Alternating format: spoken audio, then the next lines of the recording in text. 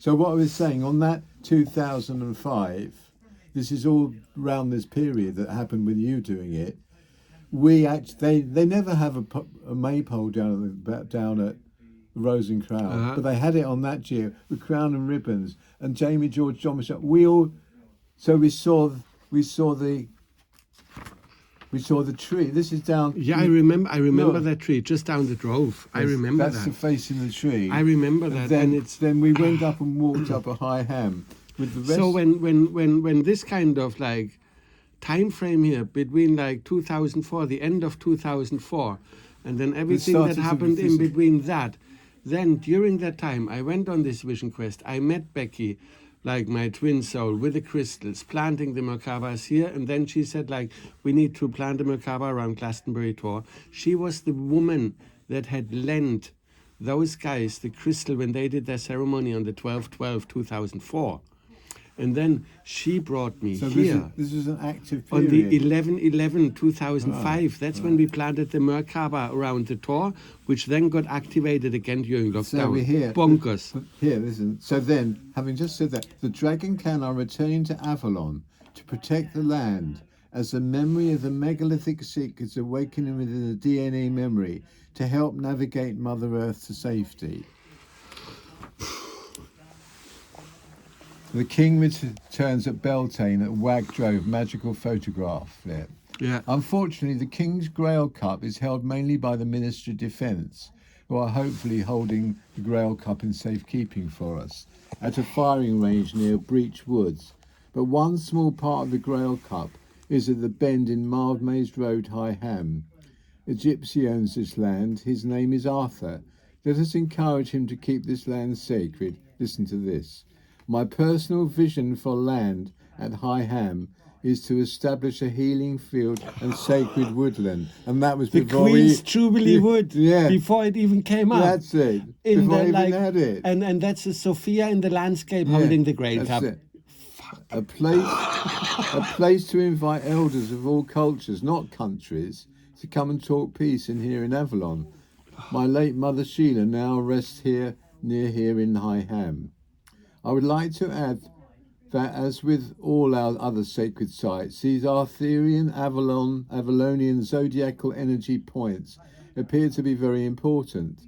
Dowser and geomancer Sean Kerwin is very skilled at finding energy centers in the landscape. He's dedicated to healing work on the land here in Avalon, a great font of knowledge on the whole subject of earth energies and the anchoring of heaven here on earth. The Grail Knights are returning and are helping to energise the landscape. High Ham is also a stargate on the Glastonbury Zodiac, along with Lamyat Beacon in the east, near Bruton, both connected by a sacred zodiacal pilgrimage route, which includes many cosmically aligned medieval churches. Dr. Anthony Thorley and Celia Gunn, who have recently re-established an annual pilgrimage from Lamyat Beacon to High Ham in July, can provide much valuable information on the subject of the Milky Way stargates and the landscape zodiacs of Britain. Also, to those of you who would like to find out more about pilgrimage and our sacred landscape, I thoroughly recommend the Gatekeeper Trust. When one looks closer at the name High Ham, you find I Am.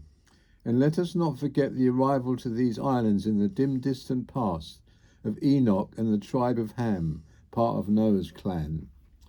I've heard it said that at one time High Ham was considered to be more significant sacred site than even Glastonbury, and that is saying something. Perhaps it was because it was once known that King Arthur was there, riding out across the land on his return journey back to Avalon to fill his Grail Cup and release Excalibur, his final resting place being here in High Ham. I feel very privileged to be living in this parish of High Ham. It is obvious to me that even in the old days this part of the world was famous, and many over the ages have travelled thousands of miles to get here. And that was centuries before modern transport was invented. Why, for what reason has a veil of secrecy and confused myths and legends about this area prevailed? Vested interests? Perhaps the truth has not suited the control agenda and the all-seeing eye. However, needless to say, Nostradamus knew all about the great Star Temple of Britain, and many in control in his lifetime tried to stop him talking about it. Dr. John Dee was another who, it is said, spoke openly about the Glastonbury zodiac. He was the court wizard and esoteric advisor of Queen Elizabeth I, has been referred to by some as the Fairy Queen. Glastonbury zodiac is the big secret. And that's the end of that actual part. Which like holds essentially, it's all in the zodiac. We left the information there to be read. But this book, David, so that was written in flipping 2000. Well, that 2000. It was published in 2012, but the first thing of it was presented in. But you wrote those things.